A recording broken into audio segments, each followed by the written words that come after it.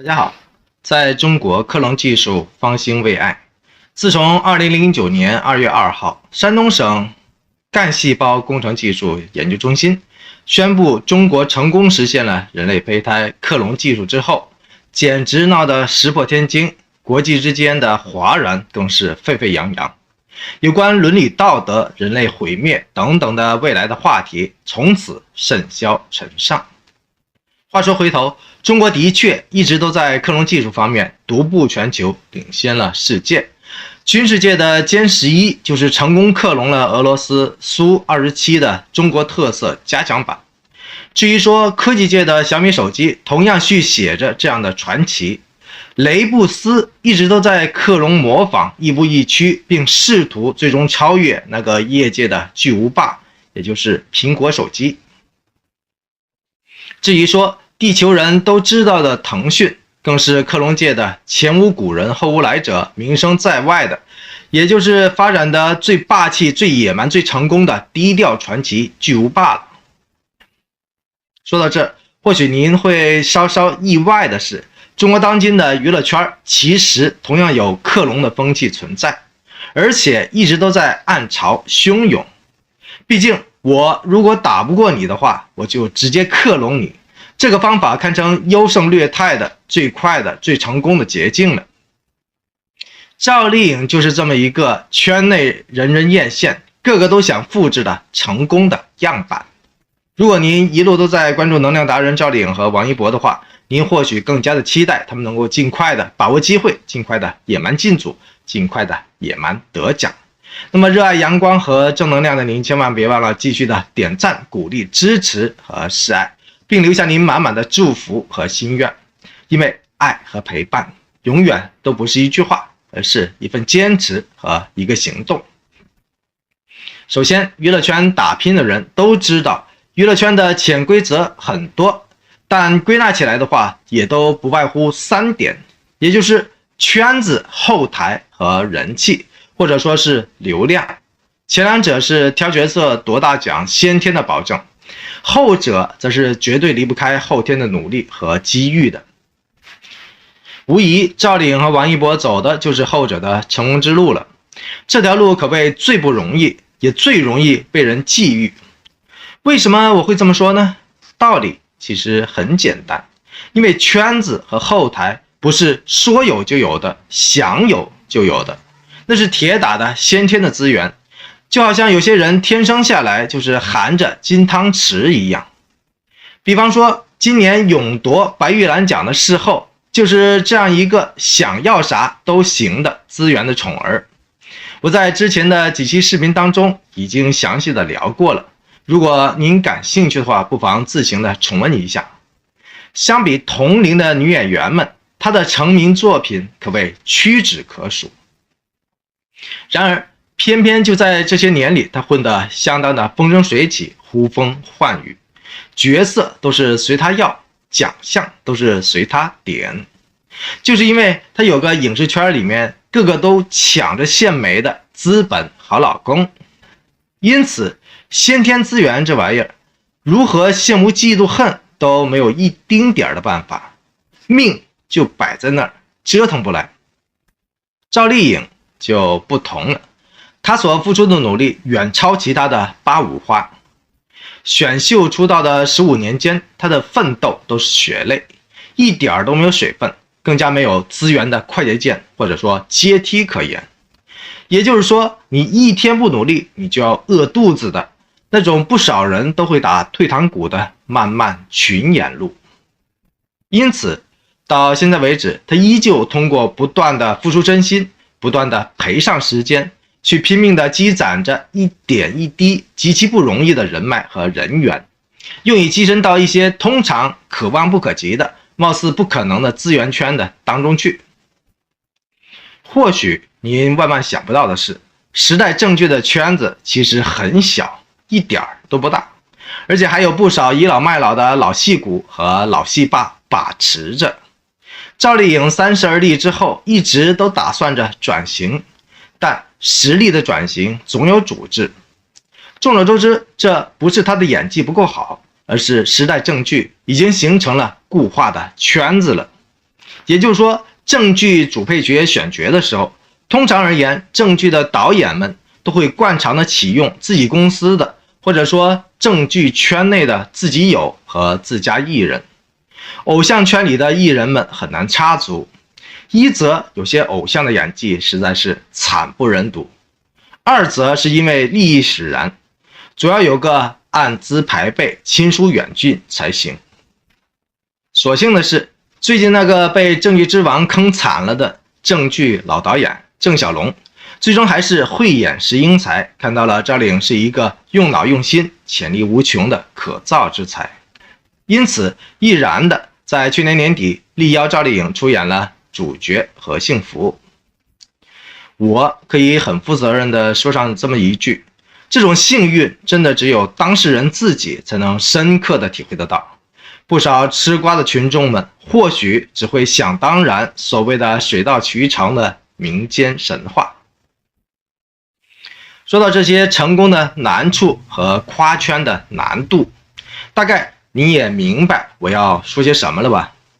对于不少人而言，既然圈子和后台都是命，都是造化，压根儿就没法去复制和窃取，那么复制和导流某些大腕名流的人气或者说流量，相对而言就容易的太多了。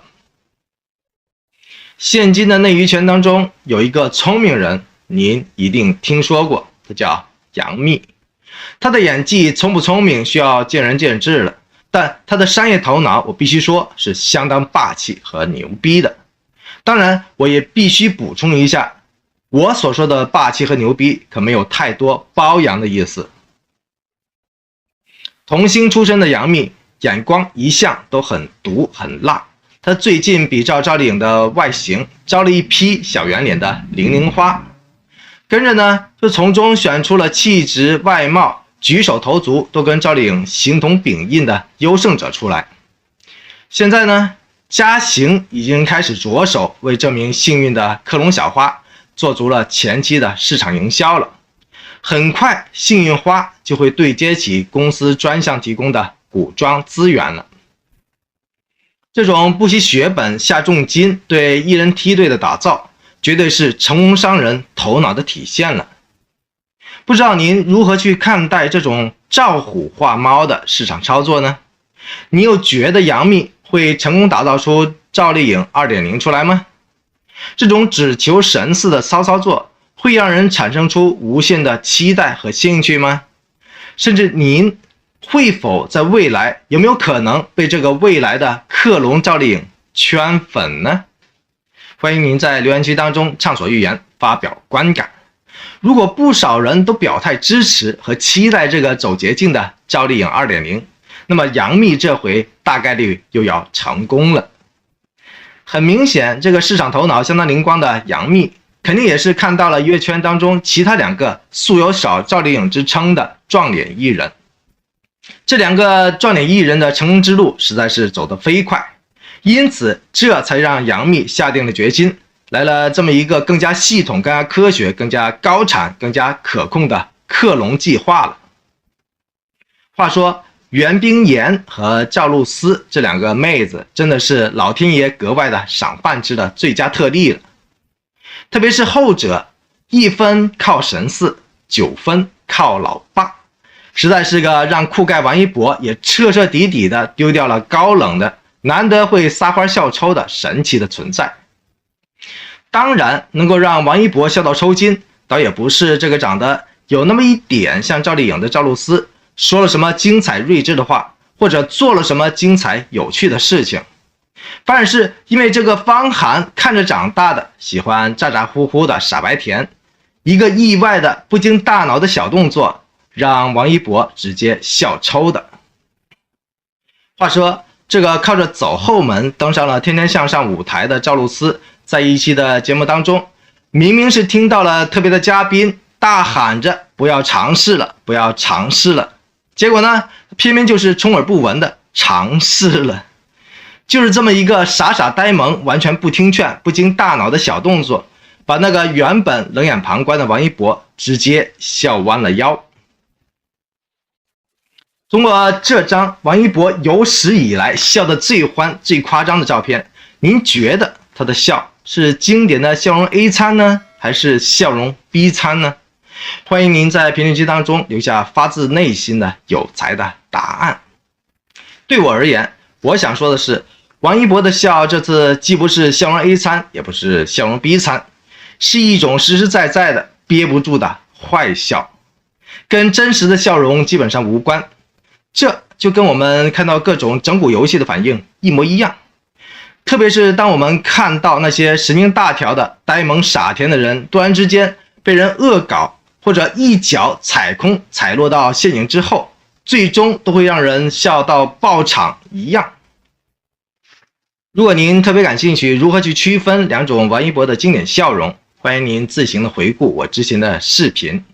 特别是当您再次看到王一博之前和赵丽颖在现场相识的那种相当会心走心的一笑时，您就会深刻的感悟到，王一博看到真人版赵丽颖的笑和看到类似版赵丽颖的笑真的是完全不同的。也就是说，无需站在未来吃瓜群众们的视角当中，